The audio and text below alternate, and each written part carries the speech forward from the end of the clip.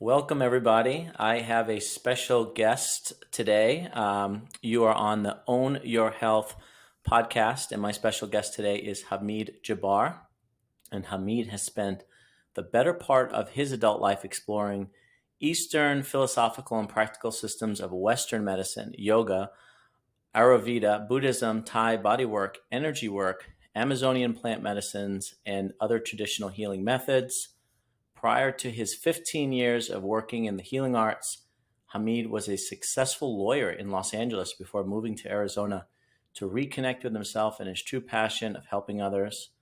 When not advising clients and educating on many expansive topics of health, Hamid focuses his work on the use of sound and plant medicines in meditation, yoga, and transcendent experiences. Hamid is the voice behind the Mineral Shaman, which we're going to talk a lot about today, on Instagram, a platform discussing the intersection of mineral balancing, plant medicine, spirituality, and ancestral wisdom. His websites are themineralshaman.com and hamidjabbar.com, which I will leave in the show notes of today's conversation. So thank you, Hamid, for accepting this offer to be on our show and to have a conversation with us. Hamid and I know each other for a few years, mainly through the community here in Phoenix, Arizona. Also at Optimyze, I see Hamid pretty much weekly. Hamid comes down to the center, even though it's such a long drive for you. So we appreciate you making the drive to come see us multiple times a week. And I recently listened to a podcast that you're on, and you were talking very specifically about minerals and depletion of minerals and connection of that with plant medicine ceremonies. And I thought that was really fascinating. And I know that you have your hands in many things. You do a lot of sound healing courses here in locally, not only courses for people to attend, but also certifications, teaching them about the origins of music and the history and obviously how to play music, which is a beautiful thing. I've known a lot of people who have gone through your class and had wonderful things to say about it. And then, of course, in all the work that you do in meditation and spirituality and yoga. So I'd love to really get to know you and learn more about your journey and your story. And I always think it's fascinating when someone comes from a completely different sector, a lot like myself as well, coming from a military background and then a business background and then getting into the healing arts as well. Looks like you had a similar path with working as a attorney in LA, which is a crazy city. So let's start there. I'd love to just welcome you to the show and also learn more about your early life. You know, where'd you grow up and how'd you get into the legal, the legal business of wanting to become an attorney and what type of work that you did as an attorney well before you got into, say, the healing arts, or maybe it was happening at the same time. So welcome. Wow, thanks, Michael. That's quite the introduction. So yeah, I'm happy to share. If we want to go back to my early life, believe it or not, I was born in Texas, and I don't look like most Texans, and I don't have the average Texan name. So that was an interesting experience to grow up feeling a little bit like a foreigner, in my own country. But yeah, born and raised in Texas mostly, and when I was 18, I moved to New York to study music. That was what got me into college, a music scholarship. I was a really good guitar player. So luckily that paid the way. And what ended up happening was 9/11 happened my senior year at NYU, and the world started to look a bit different than it looked when I entered music school. And maybe a little bit of my hopefulness dissipated and a lot of fear set in. And I just made the split second decision to go to law school. I had no pre law background or anything like that. And I think, we all have this experience where there's a decision we make and there's two reasons we do something: the reason that sounds good and the real reason. And so the reason that sounded good was, oh, I'm going to use my music background to go into entertainment law and music law. But that wasn't the real reason. The real reason, I was scared of going broke as a musician. And so I did go to UCLA for law school and ended up doing really well and got one of the top jobs in LA doing what everybody else wanted to do. So I thought I wanted it because everybody else wanted it. And after a couple of years, realizing that it just wasn't fulfilling for me, there was still something that wasn't being satisfied by practicing law. And I think a lot of it has to do with just the human interactions that I was having and seeing that most conflict in the world, whether legal or global, comes down to emotional dysregulation. And I started to see patterns with people that I was advising in the law, patterns with people who were entering lawsuits, and I'd end up talking to them about their life and not their cases. And I realized I could help more people probably by going more to the root of the issues.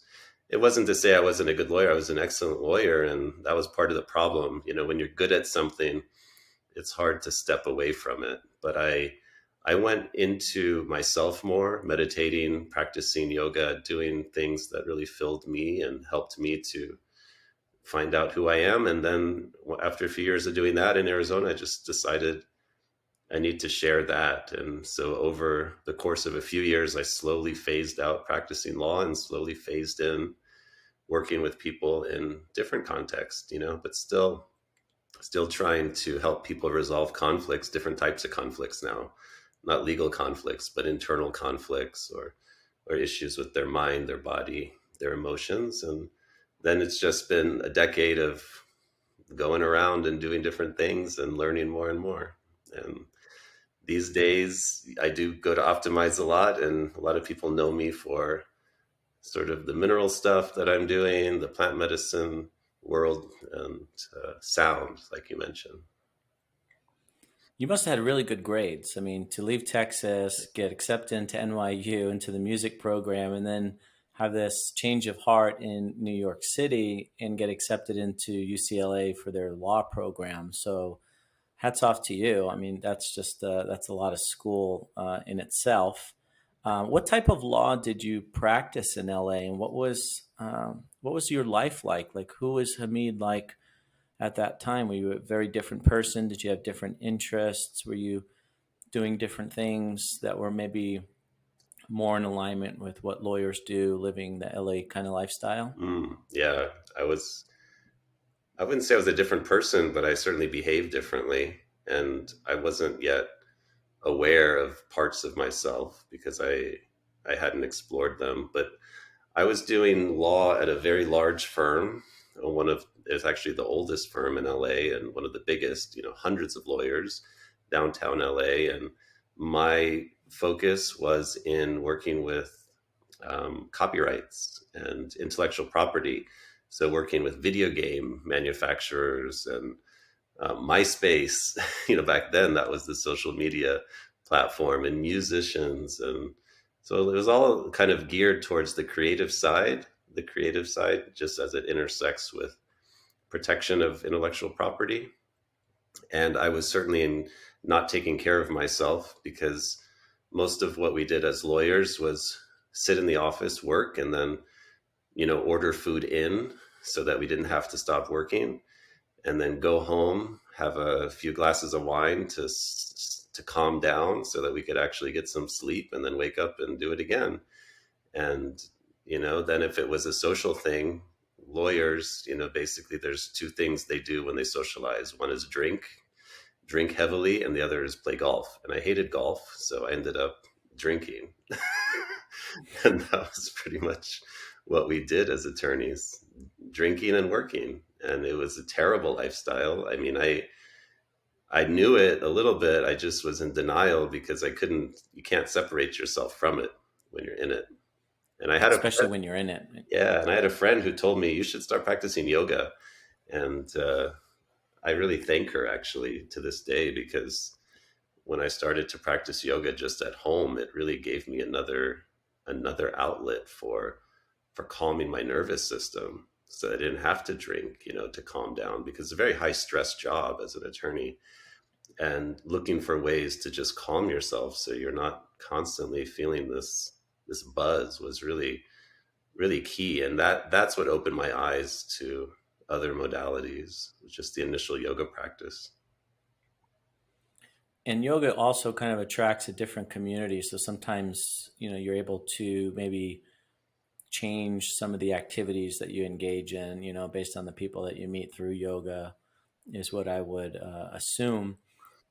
So, at what point did you start to say, okay, well, I don't know if the legal route is for me, and I'm looking to make a career change, especially with all the money that you invested, time that you invested. I'm sure the salary was great, especially in LA. It's pretty hard to walk away from.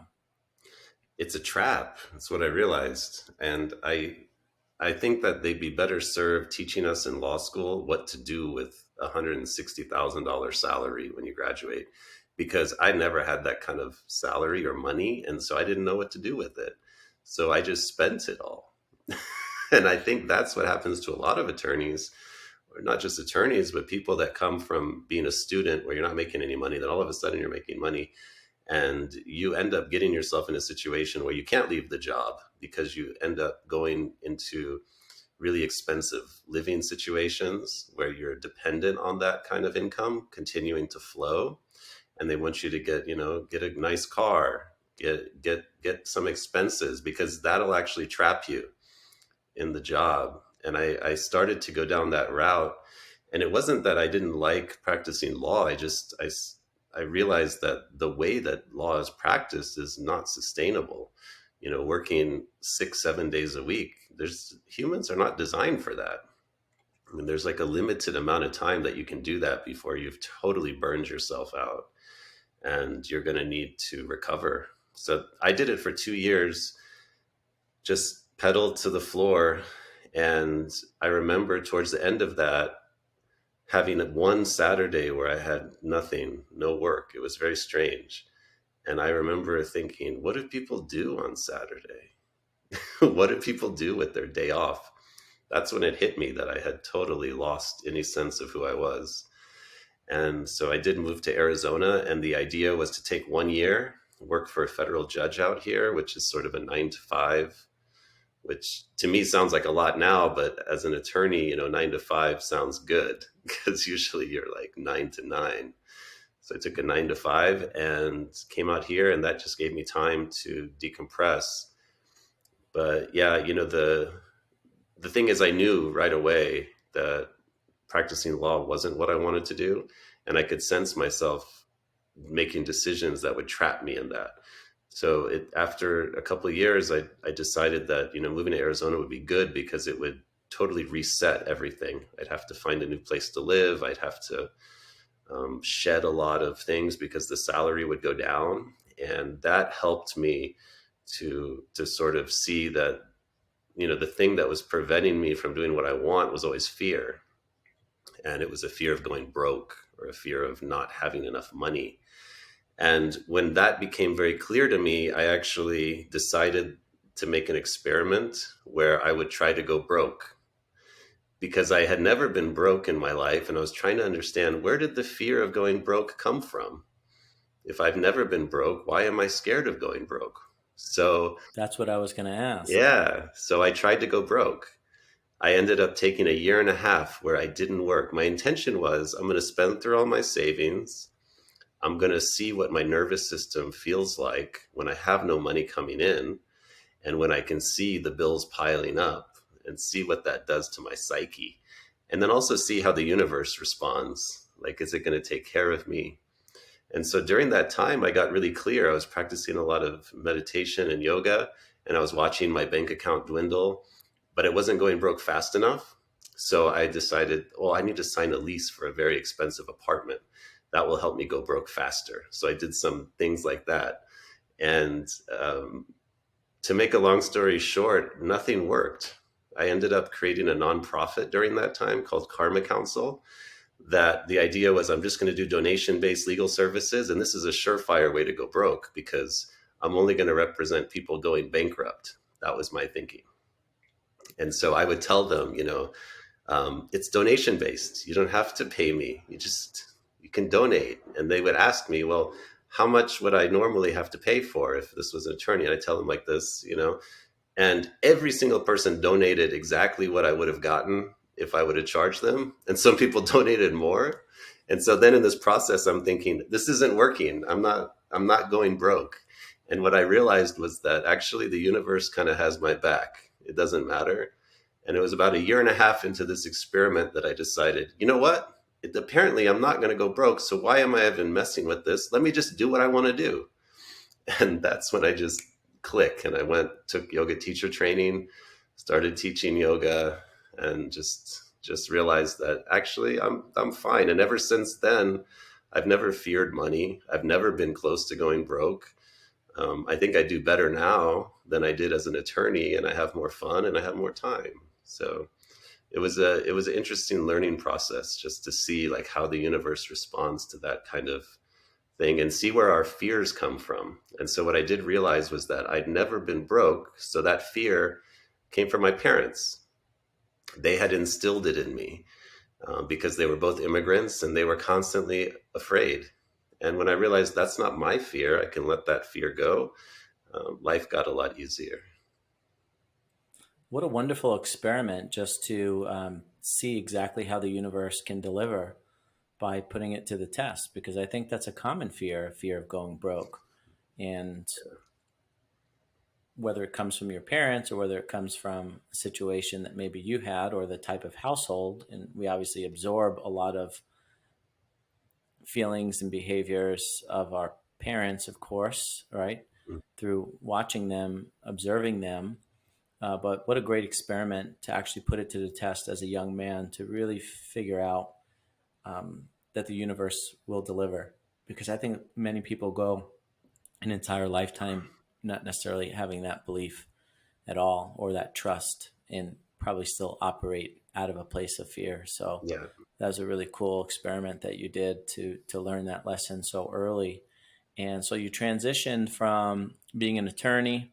And what type of work were you doing? You said you worked for a federal judge here in Arizona. What was it, different type of law than what you were doing out in LA?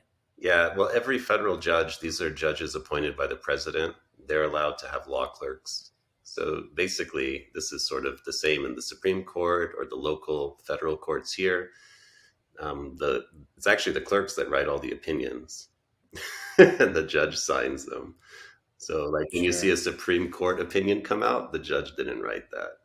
That was written by the very gifted law clerks. And so it's a very prestigious type of position. And I found a judge here that I really liked, and he was an old judge. And so I just decided I'll do that for a year because I really like writing. I like using words. And it was just sitting there, go to court and then write up opinions, all day and research. It was actually quite fun if you're nerdy like me. Nice. So you left that, which is very different than teaching yoga. That must have been probably pretty freeing just to be able to have the schedule freedom to go and teach your classes and connect with obviously very different people. You went through the yoga teacher training, became a certified yoga instructor, and was most of the stuff that you were doing here in the Valley in Phoenix? Yeah, all of that happened when I was here. I moved to Arizona 2007 and kind of started to go from there. I think around 2008, 2009 was already really deep in yoga and meditation, and I started teaching a little bit later because it took me a long time to get confidence. So I started teaching around 2011, 2012, and yeah, all done in Arizona. I never really left. Once I came here, there was some dabbling with going back to LA for brief periods of time, but Arizona just drew me in, and I realized, a lot of people come to the desert to heal from something. It's a really good Yeah, that's a place. good point. It does draw a lot of people in for healing, even if they don't know it. Yeah, They're kind of called here for a reason. I didn't know it, that's for sure. I came here for friends actually, and then actually went on a healing journey that I really had no intention of even going on, or at the time didn't even realize I needed that. So I know you originally. I had heard about you before we physically met, as through you teaching meditation. I believe there was a facility in Arcadia that you were working out of doing meditation classes. So yoga and meditation was seems like your first way out of the law field, and then eventually getting into other areas of healing art. So, how did that journey go, and what are some of the other things? I know in your bio, and then obviously through knowing you, you got into the Amazonian plant medicine, and you had made some trips down to Peru. So, how did that all come about, and what's that experience been like for you? Yeah. So early when I started to teach yoga, I rekindled my passion for music. I did go to music school, and I was always looking for ways to bring music and sound into my yoga classes. And little bit by little bit, I started to add instruments like gongs and singing bowls and doing chanting, and until the point where basically that became my entire class.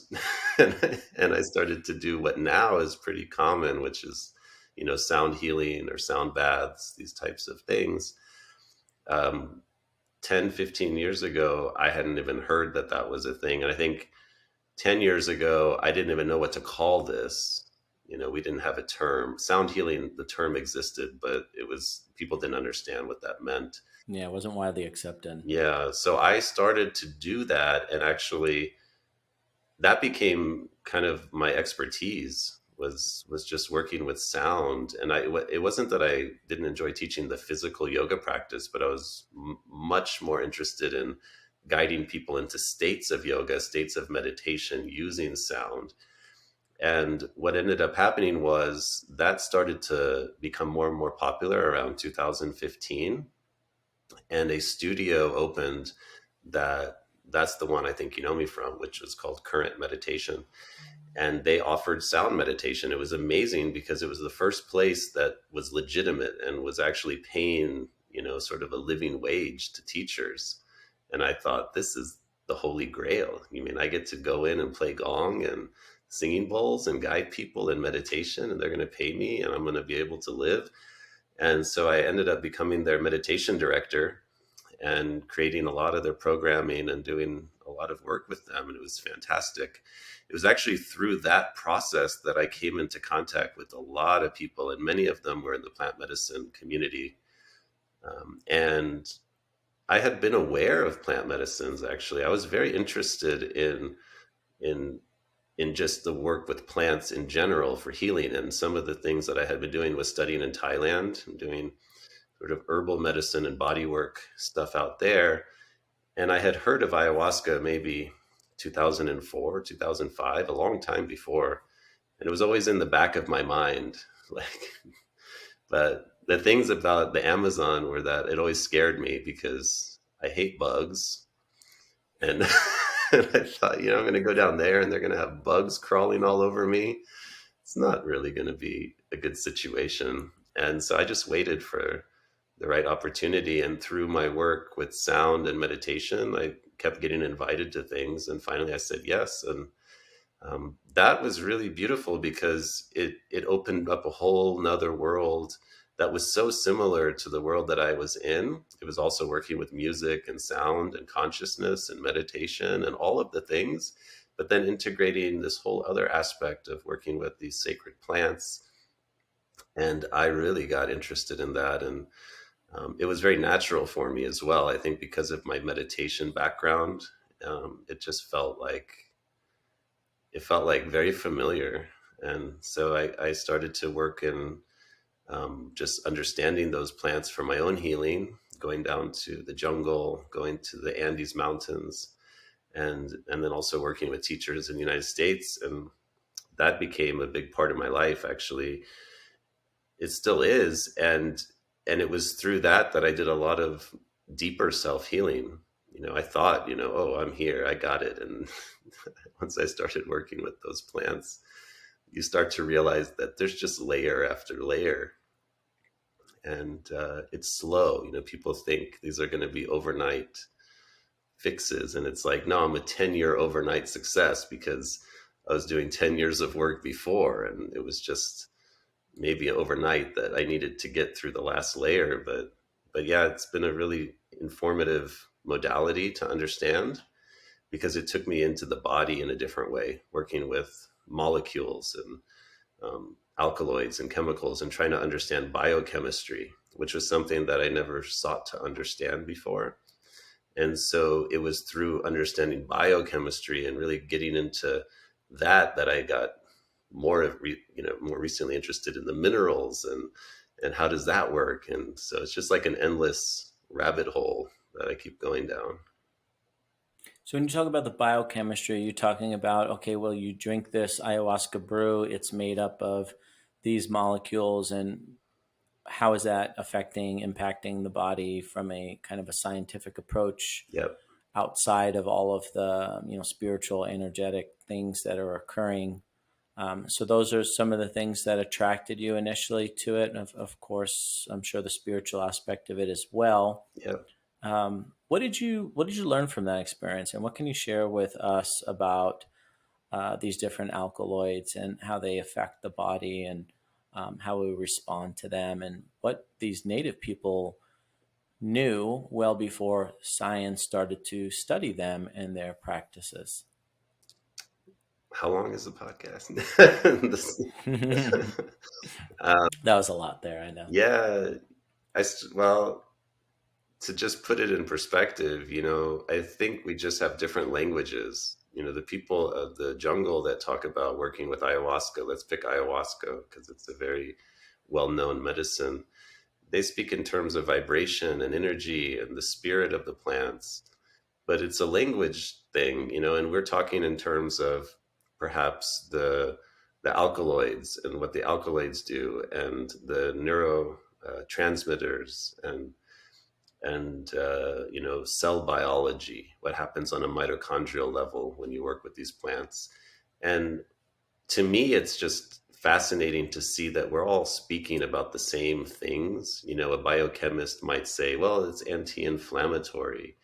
And the people of the jungle would say that it's a purgative and it gets rid of energy.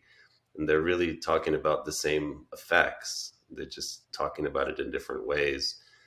So for me, it's a beautiful way of just understanding how we as humans think about things, because we think in words, and it actually can be very limiting for us when we have a framework in our mind. Even the biochemical aspect of these plants to me is a trap, because if we only think in that terms, then we've cut off the possibilities of the spiritual aspects or the non biochemical aspects, the vibrational aspects.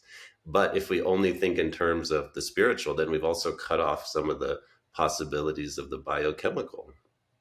And so to me, I'm really interested in everything and trying to put all the pieces together and connecting the dots. And as far as what I've learned from the plants, I've learned, well, actually, just from these traditions, like take the ayahuasca tradition, which has been intact in most of the jungle for at least 12,000 years.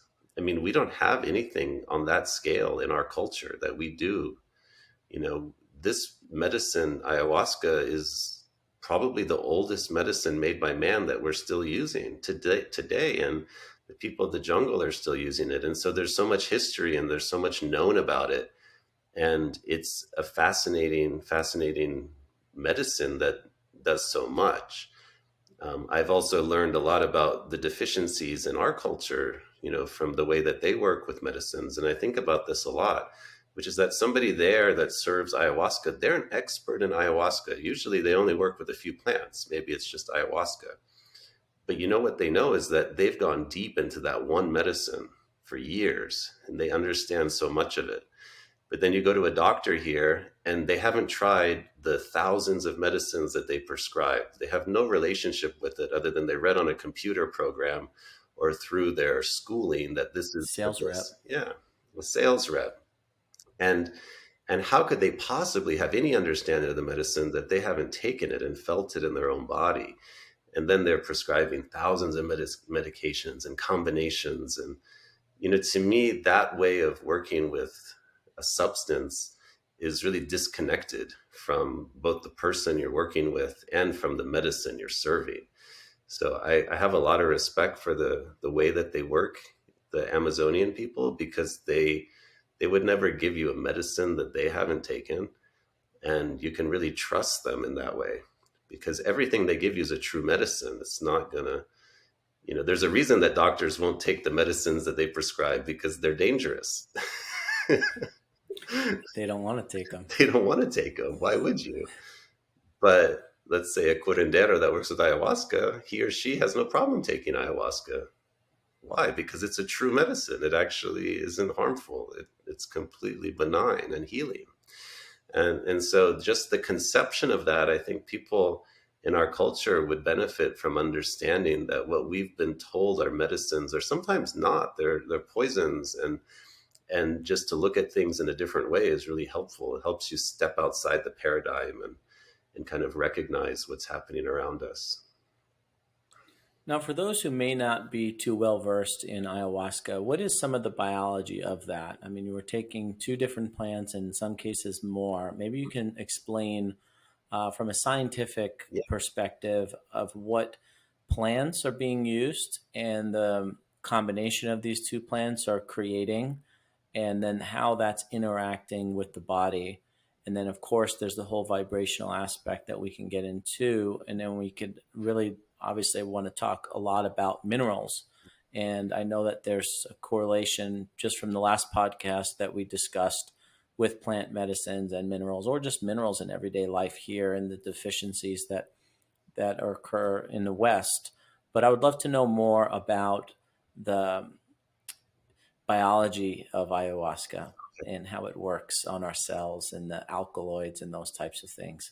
Yeah, sure. So ayahuasca is the name of a vine, which it can be confusing because people often talk about ayahuasca as a drink, and it could be both things. But generally, just to start, ayahuasca is the name of a vine, and the other name for it is Banisteriopsis caapi. It's a vine that grows in a double helix, kind of looking for light. It climbs trees, and it's a really dense, woody vine. The ayahuasca vine contains alkaloids, many actually, but several that we know about. We haven't fully isolated all of them. And those alkaloids are called the harmalas, the harmala alkaloids. And that's harmine, tetrahydroharmine, and harmaline, just harmalas. And what they are monoamine oxidase inhibitors. So if people don't know what monoamine oxidase is, this is an enzyme that we have in our body. We have it in the gut, and then we have it also throughout anywhere where there's nervous tissue. And that enzyme is responsible for neutralizing or making certain compounds that would otherwise be harmful. It makes them bioavailable and makes them compatible with our biology. So, for instance, there are primates out there that live in trees, and maybe it depends on your viewpoint. Maybe our ancestors lived in trees too, and they eat fruit directly off the tree, fresh fruit. When primates came out of trees and they are scavenging for food on the ground, they're eating fruit that fell 2 days ago. And that fruit happens to be rotten or started to ferment. And anything that's fermented is going to have compounds that are actually poisons. Some of them are well known. One is called, sorry, I'm totally blanking. It's an amine, but these amines that form in the fruit would otherwise be toxic to us, and the monoamine oxidase enzyme neutralizes them. So that's an adaptation that we have that allows us to eat fermented foods. It also, that enzyme takes care of things like DMT or dimethyltryptamine. And so there's a lot of plants out there that have DMT in it. And luckily for us, if we eat them, we don't experience the psychoactive effects because we have an enzyme that neutralizes that. So what ayahuasca vine does, the vine itself, is that it turns off that enzyme temporarily.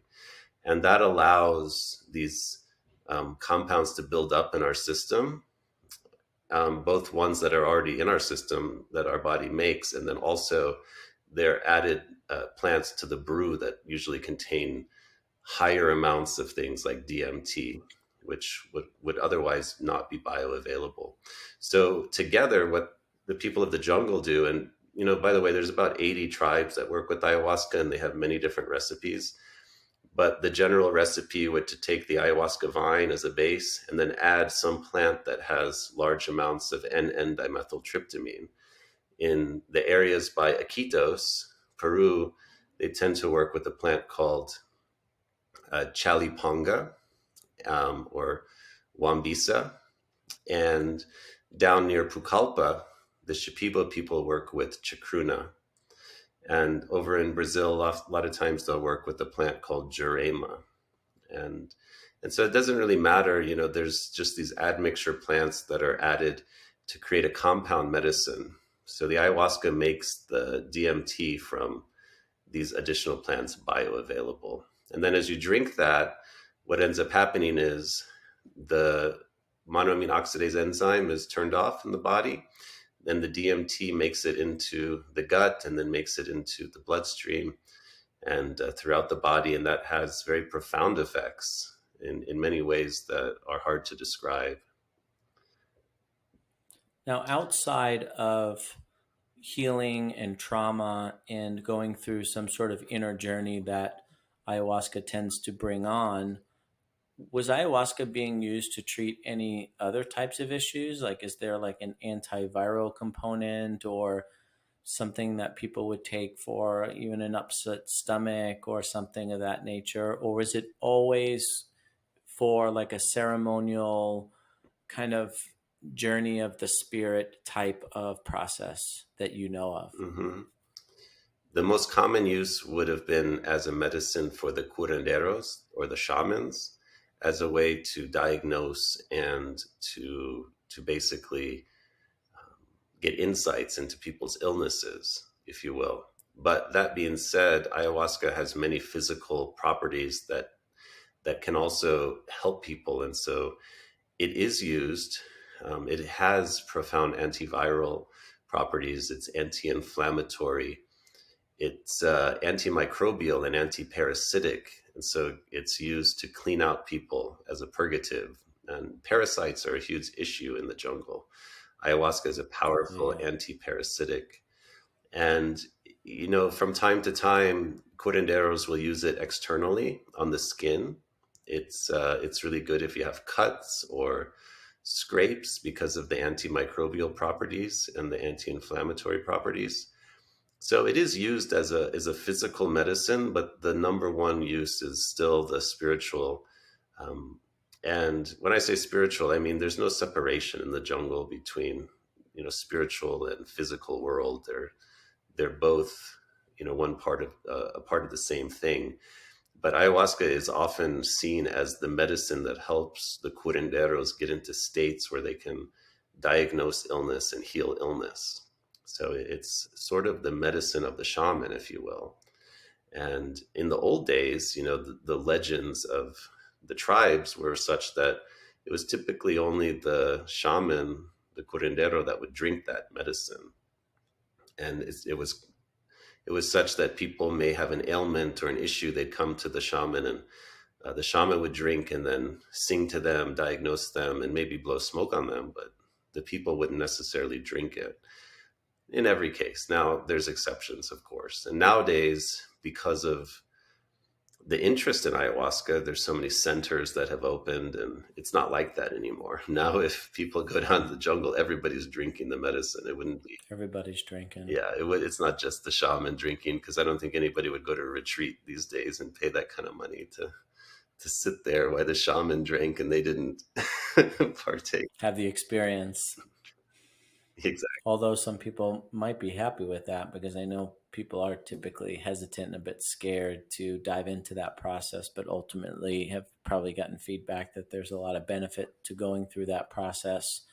Now, ayahuasca has exploded across the globe. Something that I see, Yogananda came to the United States or to the West in the early 1900s, and he brought a lot of the philosophies of yoga and meditation and basically Eastern ideologies to the West, which was new and exciting. And now you can go anywhere in the United States and pretty much find a yoga studio, even if you're in a small town, kind of middle of the country type of area.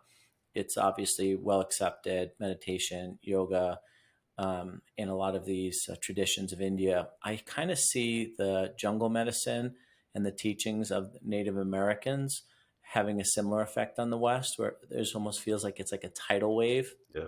of information and knowledge and learning that's coming out of the jungle of Ecuador, Brazil, Peru, Colombia. They all kind of border, Amazon basin, and also not only the spirit of those tribes, but also the tribes of, say, Central America, and a kind of a regained interest in the tribes of North America as well here. So Yeah. I know that people are flying from all over the world, Europe, Australia, here in the United States, Russia, to go down to have these experiences, which is probably great in many aspects. You have this philosophy that's like, oh, the plants are helping to wake up humanity, and they have come to teach humans to be more respectful of Earth. And I've heard different things like that. And that makes sense because it does seem like, from an information perspective, like we can perceive things as, oh, maybe Earth is heading in a bad direction, but I don't know. I don't know what it was like, 1,000 years ago. I know that humans were pretty hard on each other in the darker ages, right? It wasn't too uncommon to basically just chop somebody's head off because maybe they looked at you wrong, or they stole a piece of bread or something like that. Things like that were occurring, and I'm sure in parts of the world they still do. um, so it's just an interesting perspective of what's happening with ayahuasca and how it's working its way into the West, and what that is doing. What are your thoughts on kind of the overuse of plant medicine and where the direction of that is going?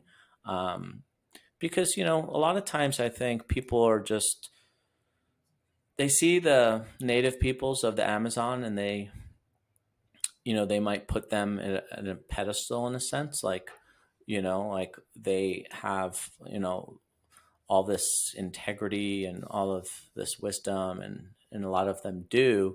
But there's also a business aspect that I see as well. So it seems like there's maybe some negative aspects that might be occurring as well from maybe the overuse of ceremonial practices, or maybe people who are coming into ceremony and um, almost like a seminar junkie. Mhm. There's like almost like a ceremony junkie, like this kind of wheel of constantly coming back to maybe revisit the same issues, but not necessarily integrating the new habits into everyday life. So I'd love to hear your perspective and your wisdom and knowledge on plant ceremonies, integration, and where you see that going these days. Yeah, it's a fantastically interesting sociological experiment that we're living through right now. And the way that I've come to see it recently is just as a reflection of where we're at. Obviously, people are people are seeking something. There would be no appeal to Westerners if their lives were full, if their lives were already rich with meaning, ceremony, understanding of who they are. Then we wouldn't be jumping to adopt practices, I don't think, from other cultures. But that shows me that there's something missing in our lives. And for a lot of people, I think that what's missing is something with deep reverence. That's a direct connection to one's heart and a direct connection to the divine, maybe. And we've sort of been isolated in our practices, and we over intellectualize in the Western world. So something like an ayahuasca ceremony, which is completely the opposite, it's 100% experiential and often defies words, and can take people into states where they can really question, ask big questions, like, why am I here? We don't do that regularly. Maybe some people do if they're part of a certain religions that do that, but I think there's a craving for people of something that we're missing. So I look at it like why would people be seeking this out? We're obviously we need it. We need it, or we need something that's in there that's fulfilling to us. The overuse aspect is a tricky one, very tricky, because it's exactly like what you said with yoga. When Yogananda came and the early yogis came, when you don't know anything about anything, and all of a sudden somebody comes, you're putting a lot of mystique into it, and you can have a lot of ideas about it that actually are not that true, just because you don't know enough. And I see that happening with the plant medicine world. The same, it's following in the same footprints of yoga. It's been clearly doing that, which is that it's coming, it's here, and a lot of the original practices are being abandoned. And not to say that that isn't a good thing. Maybe some of them don't apply well in our culture, so that's why they're being abandoned. But there's a lack of understanding by a lot of people, and I think the lack of understanding leads to a lot of wishful thinking, and the wishful thinking is what fuels a lot of the overuse, so to speak. Because once you really start to dive in working with the plants, and if you work with these practices regularly and you go deep, you start to understand them in a totally different way. And I think there's, the other aspect is that the term medicine is become a license to do things that maybe are not actually medicinal. And I see this applied in a lot of contexts. People, oh, this is my medicine, or this is my ceremony, or this is this. And so we're taking these terms that sort of sanction an activity which maybe we should give more thought to. Maybe we shouldn't be doing it as often, or maybe we should be thinking about our patterns. Like I mentioned, that as an attorney, the pattern was, we drink and we go party and we do all this. Well, I know that there's a lot of people who came from the party world and the going out to club world. And then by the time they get to the age of like 38, 40, that starts to get old. And then what they start to do is they go to ceremonies instead. And what they've done is they've simply brought their relationship with the club scene, which is an escape. It's a fantasy land. It's a place to, maybe that was their ceremony and they just didn't know it.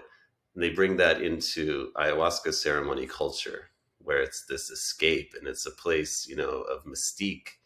And so just bringing this relationship and just substituting a new practice. And I see that a lot, and no judgment, it's just kind of, it's interesting to observe it. And It I, is. It is interesting. and my biggest concern about ayahuasca isn't that the medicine is harmful. It's very helpful for people. My biggest concern is that a lot of people are not ready for that kind of help, actually. Like maybe they should spend 10, 15 years just doing meditation and breath work and therapy first. And a lot of people enter these practices thinking, oh, this is good. Like it's going to make up for all the time that I didn't do self work, and it's going to help me fix. But actually, I don't think it's as helpful for people when they haven't done the foundational understanding of who they are. It's really helpful for people who are very far along in their journey. And it can be the final catalyst, maybe, that gets them to a place that they're ready to get to.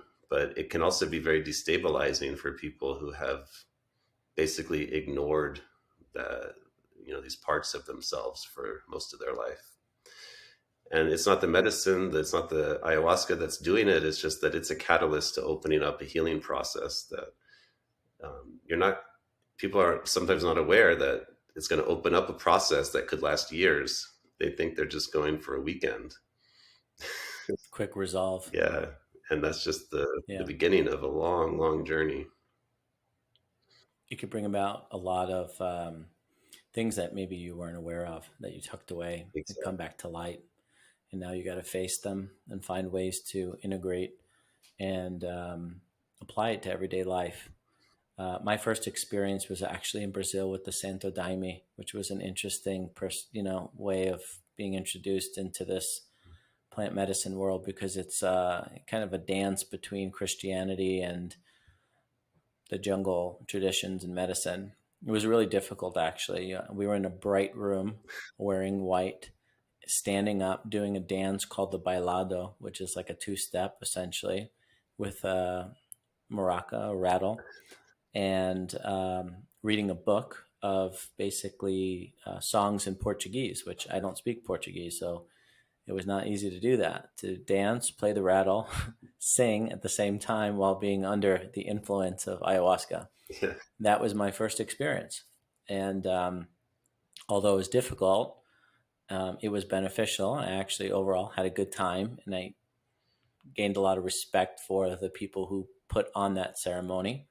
I'll never forget, they put women on one side of the room and men on the other side of the room. And as we did the bailado kind of this way, the women did the bailado this way, and it kind of moved the energy of the room in a specific way, especially as the waves of the medicine started to come on. And you're singing basically prayers in Portuguese, very Christian type of prayers. But there was one man who was the leader of the ceremony, and he was kind of commanding the room with this little rattle. And I just had so much respect for this little tiny rattle, and how he can basically like move the energy and keep everybody in step with just the rhythm of that rocker. And that was like the one thing I focused on. And from that point on, I always became very fascinated with rattle, maraca. And then eventually, by learning how to play that in beat with a song, is ultimately what taught me how to play the African djembe and some other types of percussion.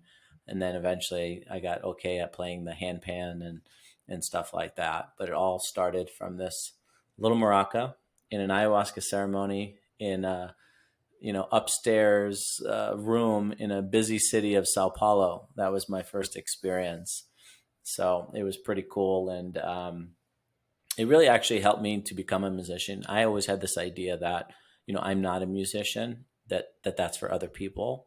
And what I learned through my experiences is that everyone is a musician, and we're all like attracted to different things. Some people are attracted to rhythm, like myself, and that's why I love drums and rhythm. And then when I reflect back, I never ever understood the words of songs. Like even some of my favorite songs, growing up, I don't listen to the words actually. I know some of the melodies, of course, like the repeated parts of the song, but I typically don't spend too much time thinking about the song or the words.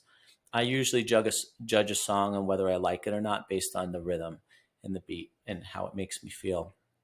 But yeah, people are attracted to vocals, people are attracted to strings, people are attracted to keys, people are attracted to wind instruments, whether it's a flute or a didgeridoo or something more western like a trumpet.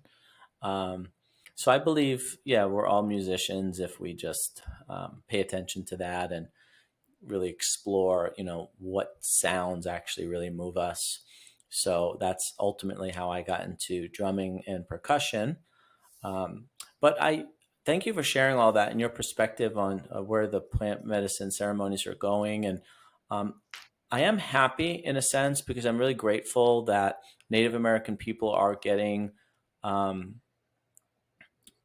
I would say, some time and understanding from the global collective. Because growing up in New York City, obviously there was Native Americans in New York well before Westerners got there. My family are immigrants from Italy. They came over in the early 1900s, which is when a lot of the big waves of Italians started to come in, mainly the poor Italians from the South, Sicily, Naples. Those are the people that really came over to the United States in the early 1900s and late 1800s. But the Native American spirit, I feel like, isn't very alive in New York. I feel like there's just too much European history there. And in some of the names, you can see the spirit, of course, like Montauk is a perfect example. And the Mohawk type Indians and Native Americans in parts of upstate New York, because there was a lot of like the French and Indian War and a lot of conflict up there. But until I moved out to Arizona is when I really started to feel the spirit of the Native Americans, because it's everywhere here, not only in the names of things, but you could obviously physically connect and meet with people who are Native American. So it just brought upon this interest in me. And it's nice to see that we're learning a lot about Native Americans' perspective and what their perspective is on healing and medicine, what their perspective is on spirituality, what happens when we die, where do we come from, all these types of questions that many of us have questions about. So I really like that this movement is happening. And also at Optimize, as you know, we play a lot of Native American music, not only from South America, but Central America and North America. And I would say across the board, people like love the music and are just not introduced to it, because obviously it's not something that's being played on the radio or anything like that unless you seek it out. So there's that wave that's coming, and it's bringing the consciousness of those people to our presence. Now, I would love to explore minerals with you, because that's ultimately what you talked about a lot on the podcast that I listened to. And I know that you made the connection with plant medicines and how they might be zapping our minerals. But ultimately, maybe we just start off with what are minerals and why should we care? And why are they important in just everyday health? Because I feel like in health, there's so much information out there. Yeah, It's like, we have vitamin deficiencies, we have mineral deficiencies, we have inflammation problems, we have um, nutrient issues. It's like, whoa, like where do I focus my attention on, and how do I get this ship under control? So, what are your thoughts on minerals and the deficiencies that exist in our current everyday environment? yeah. Well, I come from the perspective to just step back for a second and think about humans and what's going on with our health. When you look around, now Optimize is kind of a unique place because it kind of draws some of the healthier people. But let's say you go to a Walmart, which is sort of a spiritual practice, because you'll see the exact opposite type of people at Walmart, which I think are much more representative of Americans. And you'd be hard pressed to find anybody that's not suffering from some kind of metabolic disease. Um, and and we really have to ask the question, like, how did the most advanced species on this planet in probably the last 100 years is when most of this occurred, go from being quite resilient to being very, very sick, very, very fast? And there's many things that have led to this, but one of the foundational ones is just depletion of the soil and an attack on some of the key minerals that make up our body. Now, minerals, what they are is, just think of the periodic table of elements, all of the little parts of that. And so you can think of minerals as metals and other little molecules that form the basis for all matter. The earth is made up of minerals, and our bodies, every cell in our body is made up of something that came from the earth. Now, some of that is fats and proteins that we can make, and that's how we exist. But all of those are dependent upon earth element minerals. And when you get to a lot of what's happening with people is metabolic dysfunction, this is 100% caused by mineral dysregulation. And so there are many ways to address it. And a lot of practitioners want to address the hormone aspect, they want to address diet, and they want to address sort of down, I consider those downstream things. But if you want to go upstream, you want to get to the mitochondria and you want to get to enzyme function, you're going to be looking at what's going on and why are certain enzymes not working properly. And it's because they're lacking key minerals. And so the way that I approach minerals is from the perspective that we need them in the proper amounts, in the proper balance, in the right places. And a lot of it is just hard to get. It's hard to get in our diets these days. just the soil doesn't have any minerals. They say that in the last 100 years, there's been a 90% drop in minerals in the soil. And that should be kind of frightening for people because our great grandparents, when they ate food, they were actually getting nourishment, and we're not getting the nourishment. The food looks like the same things, it just doesn't have anything in it. It's empty. And so, Would you say the animal's the same? well, the animals are eating, let's take cows, for The instance. cow? They're eating grass, and the grass grows in the soil, and the grass should be full of key nutrients like copper. May not be, though. We just don't know. The soil acidity has changed. So very, very small changes in soil acidity affects what the plants uptake. And that can be a huge issue. So I approach the minerals as really just the foundation for our health. And to me, the biggest gains that I've had in my health, I've had a kind of a difficult 4 or 5 years with my health, weren't until I started to really address the mineral imbalances that were at play. And then things started to change really rapidly. And I would have been super skeptical. I think I was, because people told me in the past, "Oh, your minerals are out of balance." And to me, I just thought, you don't understand. Like, I've got lots of big problems going on, and minerals ain't one of them. But it was actually, I underestimated the importance. And once I started to dive into that, I realized that actually the medical system doesn't know anything about minerals. It doesn't matter what kind of doctor you go to, they're not taught about certain things. And then you start to see really funny things where, let's say a person goes to their doctor and says, "Oh, should I take magnesium?" And the doctor might say, "Yeah, magnesium is good for sleep." And it's like, wait, wait, wait. Magnesium is necessary for 3,700 enzyme functions in the body. To say that it's good for sleep is kind of silly. It's not just good for sleep, it's necessary for so many different things. And so that's kind of the level of mineral knowledge you get from most doctors is, yeah, take some magnesium. It'd be good for sleep, maybe help you go to the bathroom. But beyond That's the one mineral I feel like there is a lot of awareness around, or at least within our communities. People are talking more about magnesium deficiencies, that, but how to restore them, I think, still seems to be an obstacle yeah, on what supplements to trust, what processes to trust, and then getting the right type of testing as well yes. to make sure that you have some good data. So magnesium is the mineral that holds everything together in our body. Without it, we're toast pretty quickly. And that's a double-edged sword, because it's also the first mineral that leaves our body when we're under stress. And our bodies are under stress. We're living in a time where it's unavoidable. We've got stress in the atmosphere, in the air, we've got it in the food system, we've got it from EMFs, we've got it from our lives. And the more stress we're under, the more magnesium leaves our body.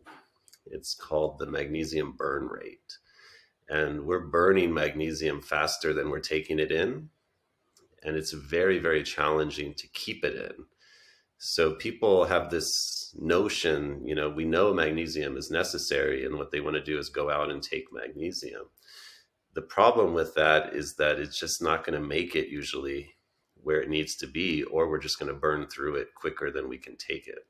So it's a little bit more complicated when you're trying to balance minerals, than just taking magnesium. I wish it was easy, because I'm into easy things, but it's not exactly that easy. And that's simply because of the lifestyles that we have. Our great grandparents didn't have this. They didn't have the the same stresses, and so they weren't burning magnesium as quickly as we are. And also over supplementation too, because sometimes that can create imbalances in other areas. I hear that, with everything that's happened in the last couple of years with the virus, people obviously are taking in a lot of zinc, and that can offset other things in the body, maybe copper. Correct me if I'm wrong, but there's a lot of things that can be imbalances. I know that there are people who suffer from different types of depression and anxiety and different things like that, and they may be prescribed lithium. Mhm. So there's lithium deficiencies, or at least that's what people are getting prescribed lithium for, and as a fix for that. So maybe you can talk to us a little bit about some of the common deficiencies that are out there, and what are some ways that we can help to maybe restore the body, or some strategies to restore the balance of minerals in the body that you've learned so far. Yeah. So there's a million minerals, and I tend to focus on three because if you get the major three minerals in balance, all the other ones will take care of themselves. And those minerals are copper, iron, and magnesium. There's another, I would call it a vitamin that needs to be balanced as well, and that's retinol, which is real vitamin A. And retinol works with our minerals. It's one of these unique symbiotic things. But we have to go back in time and understand that prior to 1940s, um, there was no iron fortification program in the United States. But in the 1940s, they started adding iron filings. Now, I'm using the term iron filings specifically because what they put in the wheat flour is imagine like your cast iron pan. They put little shavings of inorganic iron in there. They've been doing that since the Interesting. 1940s. That inorganic iron is incredibly damaging. It's very different than heme iron and the iron that's in animal tissue if we were to eat meat. It's a very different type of iron. A lot of the iron that's in foods, naturally occurring iron, is not absorbed into our gut. We absorb a very small amount, but the inorganic iron is almost 100% absorbed. And it ends up in our bodies, and our body doesn't know what to do with it. And so it deposits it everywhere in our tissues. Now, every doctor on the planet would probably agree with the following statement, which is that oxidative stress is what causes aging, and that oxidants are damaging. And what an oxidant is an interaction with oxygen that went wrong, because we have to manage oxygen. Oxygen is not necessarily a good thing. We live on a planet filled with oxygen, and oxygen plus certain elements equals oxidation. And oxygen plus iron, we all know what that looks like. It looks like rust. And that happens with pipes and metal. And so we fill our bodies with iron, and then we're also filled with oxygen. And what happens is you get oxidation, you get oxidative stress, you get disease. And the sad thing is that this is well known in the literature. There's only one element that can manage iron, and that is copper. Copper is what keeps iron from being damaging within our bodies. Copper has the unique ability to take ferrous iron, which is highly reactive with oxygen. It's a +2 iron, and turn it to the +3 ferric state, which means it's non-reactive and beneficial for us. But the only thing that can do that is copper. And strangely, there's been an attack on copper. They've put iron in our food, and they've taken copper out of our food. And the final nail in our coffin for our metabolic health was that everybody went low fat in the 1950s and switched to things like seed oils, margarines, canola oils, you name it. And these oils, although they are called fat, they don't have any retinol in them. Real fat from animal foods, butter, heavy cream, ghee, um, even from beef liver, these had retinol, which is real vitamin A. And real vitamin A is the only uh, compound that loads copper into these multi-copper oxidase enzymes where copper can help manage iron's damages. So we have this situation, just going back in time to present it, because people don't realize what happened to us, which was that we've essentially been poisoned from when we were kids, eating Cheerios filled with iron shavings, Pop Tarts, Frosted Flakes, the breads, the pastas, and then not to mention the Flintstones vitamins and all the iron filled things that we've consumed. And the only way that humans have to get rid of iron is blood loss. Iron is persistent in our bodies, it doesn't come out. So you might start to think, wait, that doesn't make any sense, because I know people who are anemic and they're given iron by their doctors. And then you really start to peel back the curtain of the matrix and see how deep this misunderstanding goes. That most doctors don't even understand what's happening, which is that every ounce of iron they're giving people is lodging in their tissues somewhere and creating oxidative stress and Interesting. disease. And so the way that I work with minerals is that we really first try to manage the iron, and that's by increasing whole food sources of copper and retinol. And Copper and retinol. yep, copper and retinol. And those two things in combination will help manage iron. And then we try to get magnesium back in the body, because the fastest way to deplete a body of magnesium is by giving iron. And because we're overloaded with iron, that's actually our number one reason we're losing magnesium, is the body is burning through it to try to manage the stress caused by the iron in our tissues. And so we work with those three minerals: copper, magnesium, and iron. We don't take iron, we have enough in our body. We're just trying to increase copper and magnesium. And there's some nuances to how we do that. You can't, like I said, just go out and take copper. It's not a good idea for most people. Whole food sources of copper are very different than copper supplements. And people got to realize that synthetic vitamins are they're not the same as vitamins that come from whole food sources.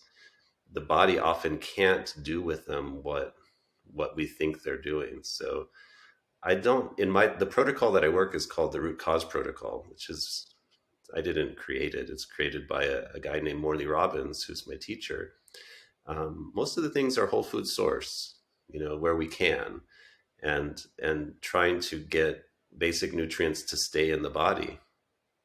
And what ends up happening is that once people start to mobilize the iron from their tissues, get it moving, they feel a lot better.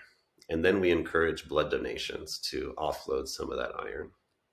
I was going to ask about that because blood donations are one simple thing free that you can do to offset probably a fair amount of iron. And I would say most people probably don't do it regularly. I know I don't. I recently started. Mhm. 2 months ago, I went and decided to give blood, and I felt great after. Yeah. Yeah. I think that's the experience of most people, is they give blood and they feel great. Because all of a sudden, it does two things. One is that when you give a pint of blood, you're offloading about 250 milligrams of iron right away. But then what the body does is it goes and it has to replenish the red blood cells. It has to make new red blood cells in the bone marrow.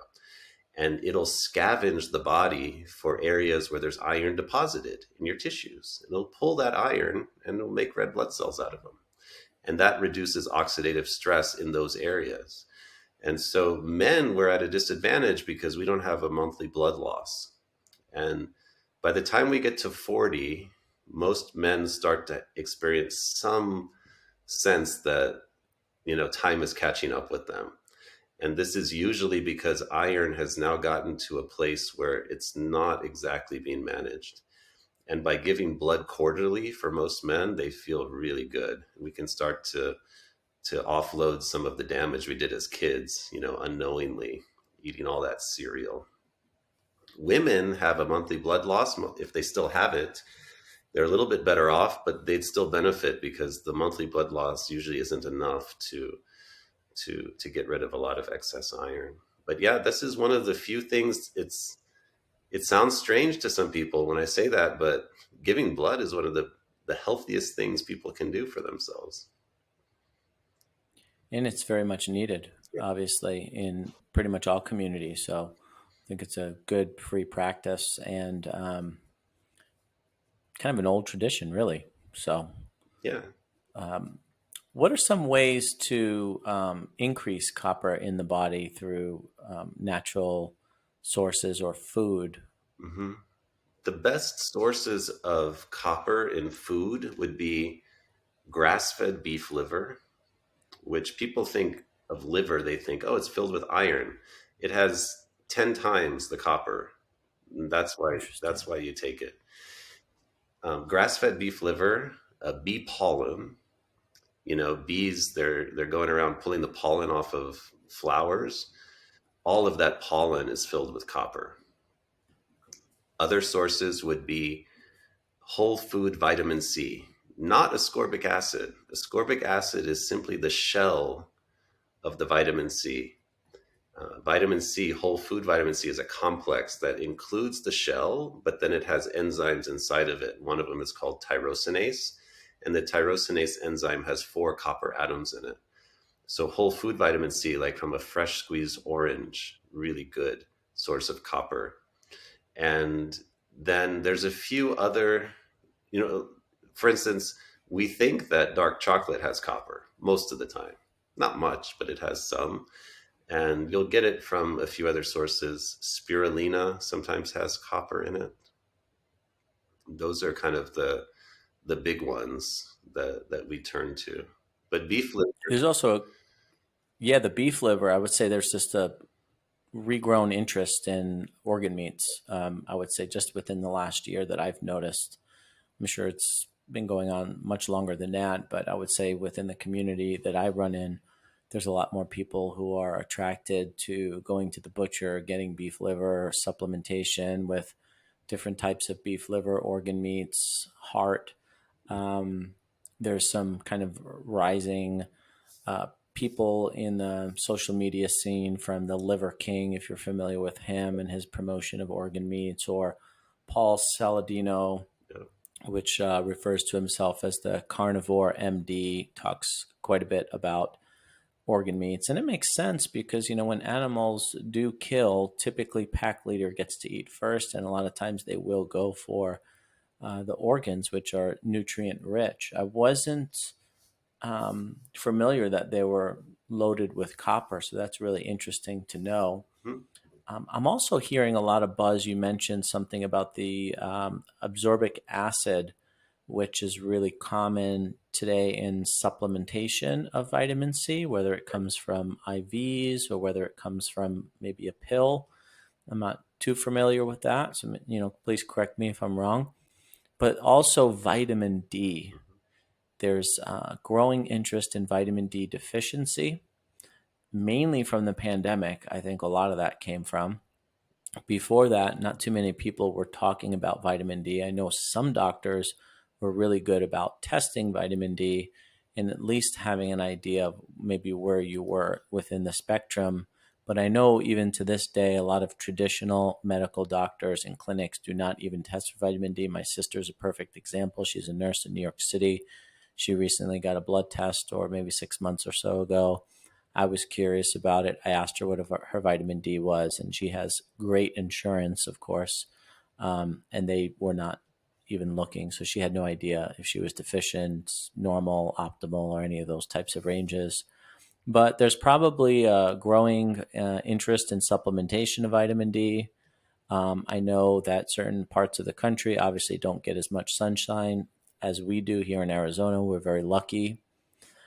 But just like testosterone and really anything else, if you start taking something into the body, maybe that tells your body to stop producing it, just like for people who do like testosterone supplementation. And sometimes I see supplements as that way, or it maybe can create those issues.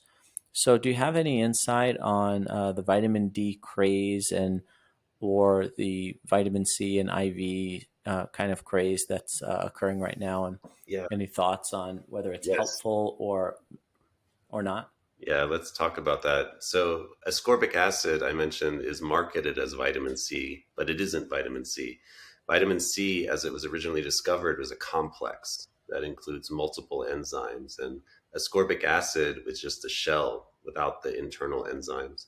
What ascorbic acid does when you take it is that it tries to complete itself inside the body. And so it actually chelates copper from your enzymes to make itself whole, and it's incredibly damaging to all the copper dependent enzymes, particularly the ceruloplasmin, which is what's needed to manage iron.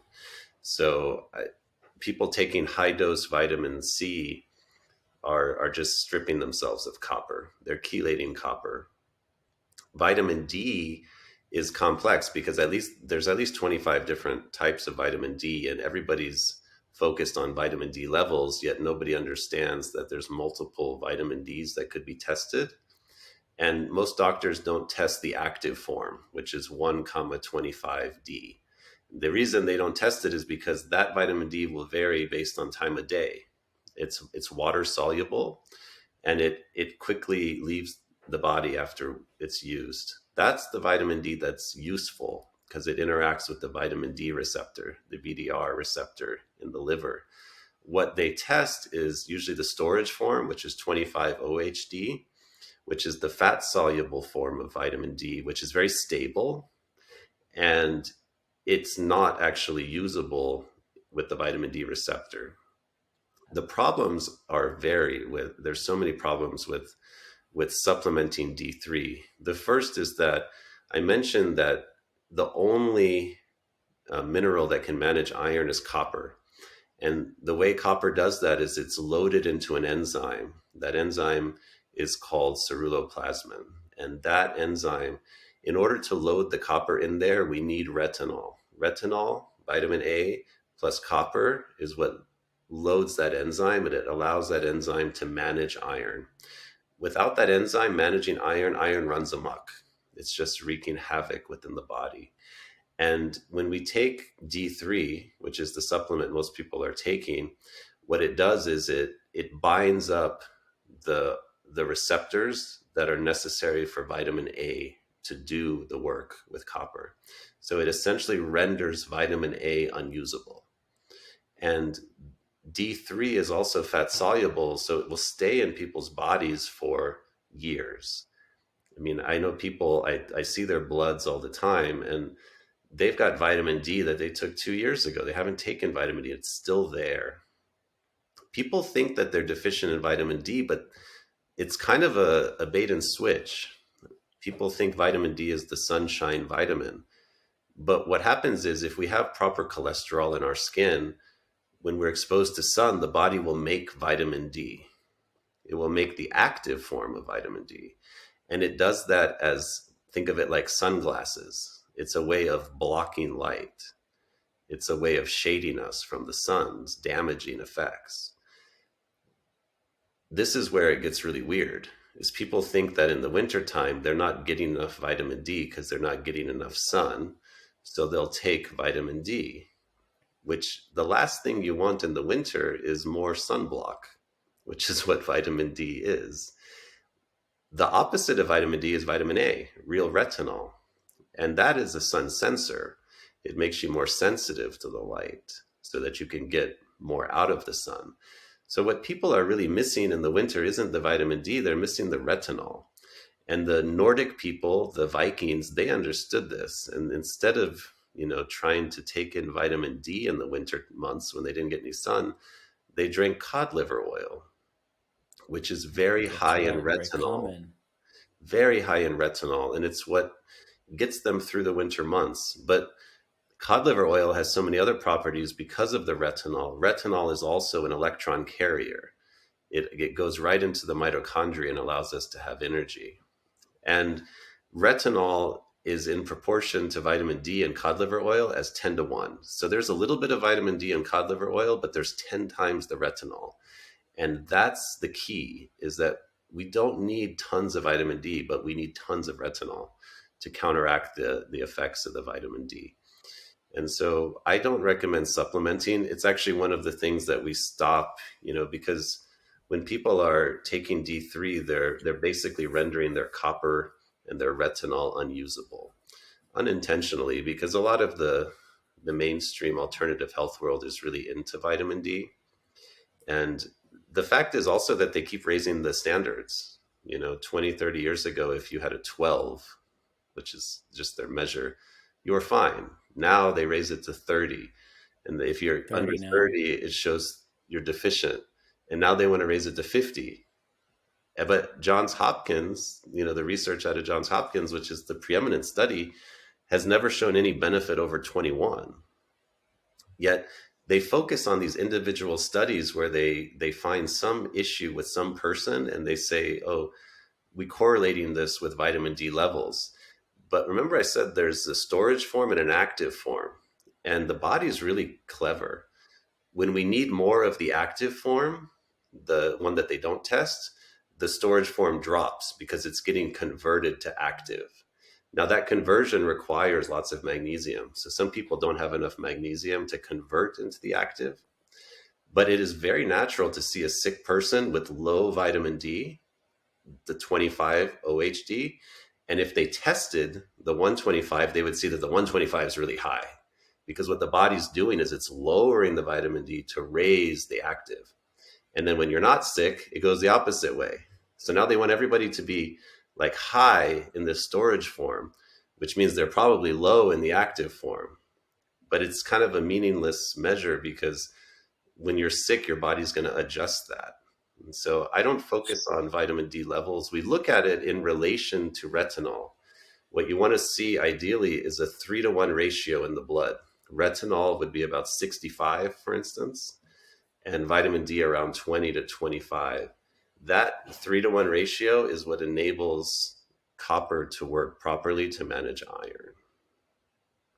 What about some of the people living in the colder, more northern climates that may be of a darker pigment, which obviously has the built-in mechanism of melanin to block the rays of the sun? Because from an ancestry perspective, they were, come from a place where it's closer to the equator, more sunlight. Obviously, they built this internal mechanism in their skin to prevent harmful radiation, all of those things. What are some strategies they may start to look into rather than the traditional vitamin D test, um, or the oversupplementation of vitamin D3? Yeah. Those people, so by the way, if you have dark skin or black hair, you need a lot more copper and retinol. This comes from, old farming research where they keep the black sheep. There's a book out of Australia that my teacher Morley always talks about, and it's really about just the history of raising sheep, where the farmers, the herders, would keep one black sheep amongst a flock of white sheep. And what they knew was that when the hair of the black sheep starts to turn white, that the soil was depleted of copper because the black sheep needs a ton more copper. And so dark Wow. skinned people, we've always seen this, I see it during the last 2 years a lot, and they're saying, oh, because you have dark skin, you're low in vitamin D because you can't absorb enough because you have too much melanin. It's a misdirection, it's a misunderstanding, because what they really need is more copper and retinol, and that's where they're deficient. And the things that will bring that into the body are the cod liver oil, the beef liver. Those things will get people through the no light winters. And also there's, a lot of interest in apps that tell you how much vitamin D you're getting at certain latitudes. Yes, But I've seen those. the reality is we actually just need to get sun in the eyes and, in certain, like on our forearms, and it doesn't need to be naked equatorial, for 1 hour a day. Um, when we get sun in the eyes, this activates the internal mechanism to make the active vitamin D. So a lot of people are out in the sun, but then they have sunglasses on, and Good they're point. they're actually not doing what they could do without that. So I used to be one of these people, by the way, because I lived in New York and I got, seasonal affective disorder, but I was extremely copper deficient and I had no retinol in my diet. And today, because I'm taking so much retinol in these natural sources, I don't feel the same effects. Of course, I'm in Arizona, so we don't have we don't have that to experiment with. But people that I know that are doing the same kind of protocol that I'm doing, that live in northern climates, have told me that they just feel great with cod liver oil, the specific types that we recommend, and the beef liver. And you don't have to worry about the vitamin D supplementation. The other thing, you mentioned this, I think we got to get away from calling vitamin D a vitamin. It's not. It's actually a corticosteroid hormone. That's And right. can't think of another hormone that you can buy at Costco and True. just take. I mean, can you imagine if they sold testosterone and they just gave us In pills? a Or bottle at Costco. you know how we would screw up our bodies? And I think the body is really smart when it comes to hormones. We don't need to be adding them in this way. What we need are the building blocks for vitamin D, which is we need high fat. We can't just live off of canola oil. If you're just eating seed oils, you're not going to make vitamin D when you're exposed to the sun. You're going to have lipid peroxidation and you're going to have all kinds of problems and you're going to burn like a lobster. But if you're eating the right types of fats and you get exposed to a little bit of sun and you have retinol, you're going to make vitamin D. And I'd be hard pressed to see someone who's truly deficient. The other thing I mentioned is that a lot of times people may look low. It's because they're fighting an illness. They're fighting something, and that level will rise. Infection, maybe. Infection. Yep, Chronic infection. exactly. And what they really need is magnesium, because as their body is converting all that vitamin D, the storage form, into the active, they're just burning through their magnesium. And they're also burning through their retinol as they do that. So again, it's not about taking the vitamin D in as a supplement. It's usually there's enough in there, and we need to support it with the cofactors, the vitamin A and sun. Morning sun, evening sun for people who are sensitive is good. I used to use one of those apps that, it has to be above 50 degrees. I don't think that actually holds up when you have the right balance of fats and minerals in your body. You don't need it to be. What are some of your favorite sources of magnesium? Because obviously, any supplement store you'll find magnesium, but it's hard to know what to trust. Um, I've been using those hydro tabs, which I shared with you recently, and also the Quinton. Outside of that, what are some of your favorite sources, whether it be supplementation or whole foods that contain good sources of magnesium? Yeah, there's there's only one form of supplemental magnesium that I would suggest people avoid, and that's magnesium citrate. There's other forms that are chelated forms like glycinate, malate, threonate. These are the chelated forms of magnesium that are very popular, and those are all good. It just depends on you whether you're able to absorb it. From food sources, every plant has magnesium in it. One of the issues is that our magnesium burn rate is very high in the society we live in. So, whereas probably 100 years ago we could get all of the magnesium we needed, we need more magnesium now than we did 100 years ago. So, one of the tricks, and this comes from the work of Mildred Seelig, is to take your weight, multiply it by 5. Now, this is weight in pounds. So, let's say I weigh 200 pounds. You multiply that by 5, and I would get to 1,000. And you'd want to get then 1,000 milligrams of magnesium per day from all sources combined. So it could be the Quinton that you mentioned, which has some magnesium in it. Could be mineral drops. I like the trace mineral drops that you add to water. It can be from the chelated forms, like the magnesium malate, can be from the food, of course. Some things are higher than others, like chocolate. Dark chocolate has lots of magnesium. Potato skins and most green vegetables have magnesium. But the best source that I've found is actually transdermal. So Epsom salt baths, magnesium chloride baths, magnesium lotions and sprays that you spray on the skin. Or if you're fortunate to have a float spa, like the True Rest kind of places, uh, you're going to be soaking in 500 pounds of magnesium for an hour. You'll absorb a lot into the cells that way. Awesome. Good to know. Yeah. Yeah, sometimes people, I would say, forget about the magnesium aspect of the float spa. They just focus more on the meditative aspects of it. But yeah, so you're 500 pounds or so of salt that you're floating in. If people live near the So ocean, they can just go in the ocean too, because the ocean is filled with magnesium and you will absorb it through the skin. through the skin.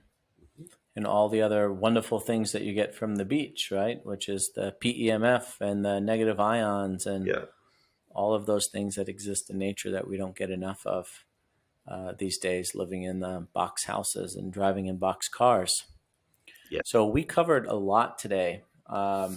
Everything from the plant medicine journey into a deep discussion about minerals, specifically copper and deficiencies. And you gave a lot of really great information on vitamin D. I know more people are becoming aware of that, over supplementation, and really what are the right tests to actually see where you're at and if you're healthy or not.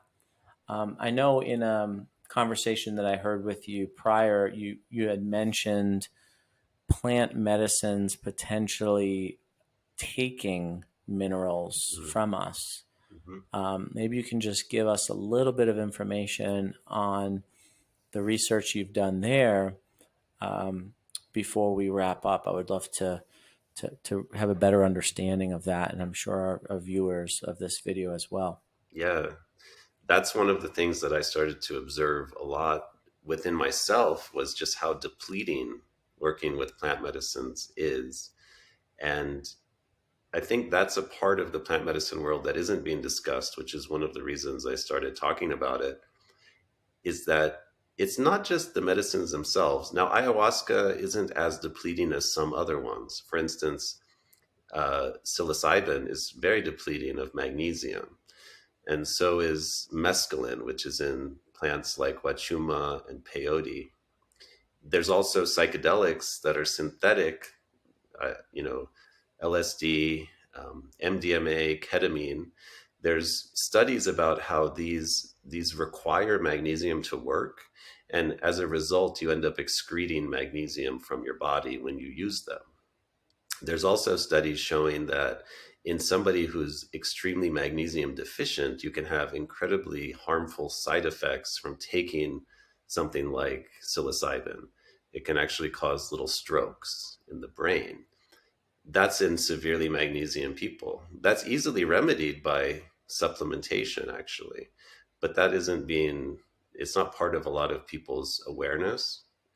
Sure. The other aspect is the diets. Now, because there's an interest in something like ayahuasca, of course, we mentioned that these come from cultures that are very well established. And like, for instance, you take the people of now the I think you were with the Santo Daime. Is that who you were with? So they're different because they don't actually do a strict diet with working with ayahuasca the way that some of the tribes do, like the Shipibo people. They'll adopt a very strict diet that eliminates salt, eliminates fat, it eliminates all these nutrients from the body. Now, for them, the people of the jungle, they're at a totally different baseline state of mineralization. In fact, you can tell they're very well mineralized because they don't have a single gray hair into their old age, you know? That's true. People like us, like me, like I start to lose my hair when I was in my 30s. I'm all gray. I mean, this is a sign of mineral depletion. So for them, if they give up salt for a couple weeks, a month, it doesn't No have a big huge deal. effect on them. But then you take somebody like me who's obviously, a mineral desert, and then you put me in that environment and you take away my salt. The body is very clever. Like if we go salt free, for instance, the adrenals, the kidneys, their job is to maintain salt balance. And they start to get really scared when we don't have salt in our diet. And they produce a hormone called aldosterone. And aldosterone's its one job is to preserve sodium in our body. It's a stress hormone, just like cortisol. But as a result of preserving sodium, it destroys magnesium and other things, destroys zinc. We just get rid of it. So people go do ayahuasca ceremonies. A lot of times it's not the medicine itself that's depleting, it's actually the diet that they're doing. And so I really have tried to demystify some of this recently, and dissect why maybe this is one aspect where we shouldn't just be adopting the jungle way of doing it, because we're different, and we're not, and we're loaded with iron and they're not. They didn't have iron fortification. And fascinating is that, my teacher in the jungle, he's even told me, he said, I don't understand how to heal Western people because all of his methods don't work. And what he doesn't understand is that we're loaded with iron, we're copper deficient, we're magnesium deficient. So you can't just give us some depleting treatments and expect us to heal. And he's not addressing the mineral component. So in the work that I do, I'm trying to really raise awareness of the fact that if we as Westerners who are completely depleted are going to work with these plants, we need to take our own health status into account, and we need to adopt practices that would support us and not further deplete us. And a lot of that is letting go of some of the dogma around the diets that are used with these practices. Other aspects are simply that people that tend to get into this work tend to like restrictive diets.